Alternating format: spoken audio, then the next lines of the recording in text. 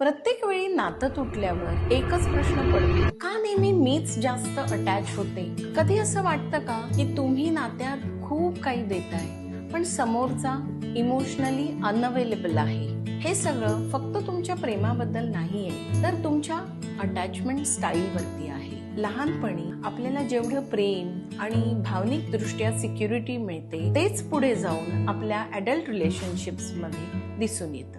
ज्यांना लहानपणी प्रेम, विश्वास आणि सुरक्षितता मिळाली असते, त्यांचा अटॅचमेंट स्टाईल खूप सिक्युअर्ड असतो. पण जिथे निग्लेक्ट, रिजेक्शन किंवा इनकन्सिस्टंट लव्ह मिळतं, तिथून अँक्शियस किंवा अवॉइडंट अटॅचमेंट सुरू होते. अँक्शियस अटॅचमेंट असलेल्या लोकांना कायम भीती वाटत राहते की तो माझ्यापासून दूर जाईल का? तर अवॉइडंट अटॅचमेंट असलेली लोक इमोशनली दूर राहायला बघतात. त्यांच्यासाठी अटॅचमेंट म्हणजे पेनफुल असतं. पण अटॅचमेंट स्टाईल आपण बदलू शकतो.